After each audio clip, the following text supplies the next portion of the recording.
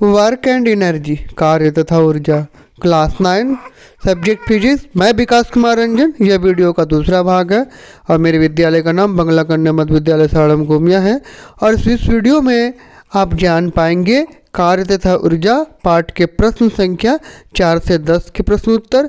आप इसके पहले वीडियो में इसके पहले के प्रश्न उत्तर देख सकते हैं, उसका लिंक मैं डाल दूंगा।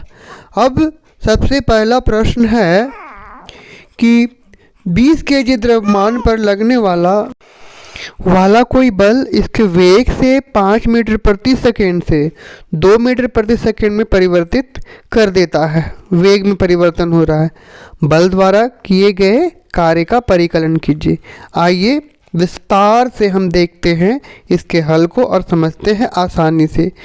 तो कार्य किया बराबर संभावित ऊर्जा में परिवर्तन, द्रव्यमान बराबर 20 kg, प्रारंभिक वेग u बराबर 5 मीटर प्रति सेकंड और अंतिम वेग 2 मीटर प्रति सेकंड। कार्य किया बराबर संभावित ऊर्जा में परिवर्तन, वस्तु की प्रारंभिक गतिज ऊर्जा, तो उसका सूत्र होता है k बराबर हाफ mv²। अब हाफ यहाँ पर m जो 20 kg है वो बैठा देंगे और v की जगह पर 5 बैठाएंगे और इसको हल करेंगे तो 250 जूल आएगा। उसके बाद है वस्तु की अंतिम गतिज ऊर्जा k बराबर हाफ mv² बराबर हाफ, और ये फिर m की जगह पर 20 रहेगा और v की जगह पर 2 रहेगा और इसको हल करेंगे तो 40 जूल आएगा। अतः किया गया कार्य बराबर गतिज ऊर्जा में परिवर्तन, अतः किया गया कार्य बराबर गतिज ऊर्जा में परिवर्तन। अब यहाँ पर गतिज ऊर्जा में जो परिवर्तन है तो पहले जो निकला था 40 और उसके बाद 250, हमारा उत्तर आएगा -210 जूल।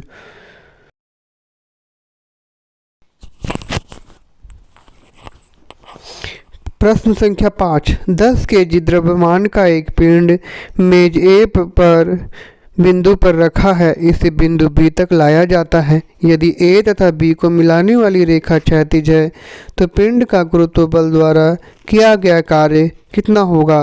अपने उत्तर की व्याख्या कीजिए। तो इसका उत्तर है 10 kg द्रव्यमान का एक पिंड मेज ए बिंदु पर रखा है, इसे बी बिंदु तक लाया जाता है। यदि ए तथा बी को मिलाने वाली रेखा क्षैतिज है तो पिंड पर गुरुत्व बल द्वारा किया गया कार्य शून्य होगा, क्योंकि 10 kg का द्रव्यमान को ए से बिंदु बी तक क्षैतिज दिशा में ही विस्थापित किया जाता है। इसलिए गुरुत्वाकर्षण बल और विस्थापन बल की दिशा में समकोण बनेगा। गुरुत्व बल द्वारा किया गया कार्य W बराबर mgh, क्षैतिज विस्थापन अर्थात h बराबर 0, W गुना 10 गुना 9.8, यहाँ पर 0 बराबर 0। अच्छा, इसलिए वर्क बराबर 0 होगा। प्रश्न संख्या 6, मुक्त रूप से गिरते एक पिंड की स्थितिज ऊर्जा लगातार कम होती जाती है। क्या यह ऊर्जा संरक्षण नियम का उल्लंघन करती है? कारण बताइए। तो आइए हम उसके उत्तर को देखते हैं। उत्तर, मुक्त रूप से गिरते एक पिंड की स्थितिज ऊर्जा लगातार कम होती जाती है। नहीं, यह ऊर्जा संरक्षण के नियम का उल्लंघन नहीं करती। यह ऊर्जा संरक्षण के नियम के अनुसार ही है, क्योंकि यदि स्थितिज ऊर्जा घट रही है तो गतिज ऊर्जा भी बढ़ रही है। प्रश्न संख्या 7, जब आप साइकिल चलाते हैं तो कौन कौन से ऊर्जा रूपांतरण होते हैं? उत्तर, साइकिल में सवार होकर बल प्रयोग करके पैडल घुमाना एक यांत्रिक कार्य है जो इसके बाद गतिज ऊर्जा में परिवर्तित होता है। इसमें से कुछ गतिज ऊर्जा साइकिल के टायरों से सड़क का घर्षण बल का सामना करने में लग जाते हैं।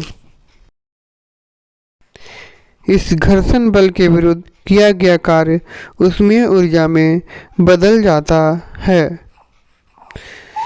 प्रश्न संख्या 8, जब आप अपनी सारी शक्ति लगाकर एक बड़ी चट्टान को धकेलना चाहते हैं और इसे हिलाने में असफल हो जाते हैं तो क्या इस अवस्था में ऊर्जा का स्थानांतरण होता है?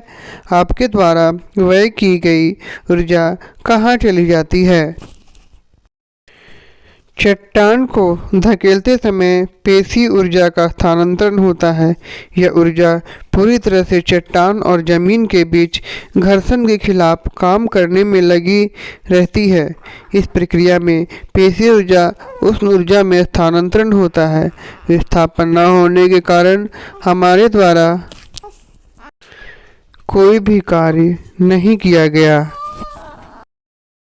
प्रश्न संख्या 9, किसी घर में एक महीने में ऊर्जा की 250 यूनिटें व्यय हुई। यह ऊर्जा जूल में कितनी होगी?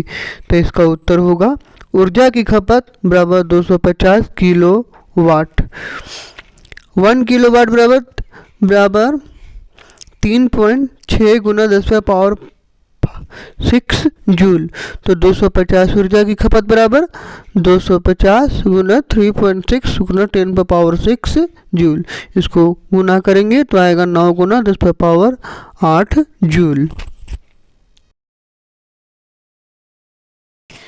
प्रश्न संख्या 10, 40 केजी द्रव्यमान का एक पिंड धरती से 5 मीटर की ऊंचाई तक उठाया जाता है।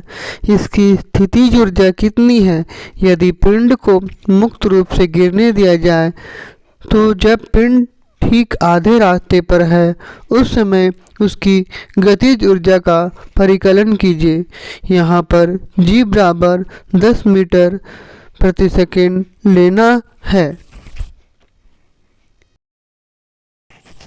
पिंड का द्रव्यमान m बराबर 40 केजी, गुरुत्वाकर्षण के कारण त्वरण बराबर 10 मीटर प्रति सेकंड। जिस ऊंचाई से वस्तु गिर रही है h बराबर 5 मीटर।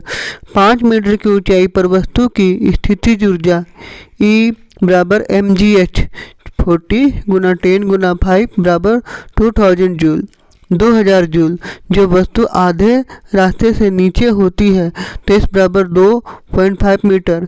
माना इसकी गति होनी चाहिए भी, इसलिए v square minus u square बराबर 2gs। v square minus u की जगह पर 0 हो जाएगा और बराबर 2 गुना 10 गुना 2.5 और v स्क्वायर इसको हल करेंगे तो आएगा 50। अतः हाफ mv स्क्वायर जो है वहाँ पर बैठाएंगे गतिज ऊर्जा में, गतिज ऊर्जा के फार्मूले में, तो हाफ ये हो जाएगा m की जगह पर 40 और गुना 50 तो 1000 जूल। अतः गतिज ऊर्जा बराबर 1000 जूल होगा। इस वीडियो में इतना ही, मिलते हैं दूसरे वीडियो में अगले प्रश्न के।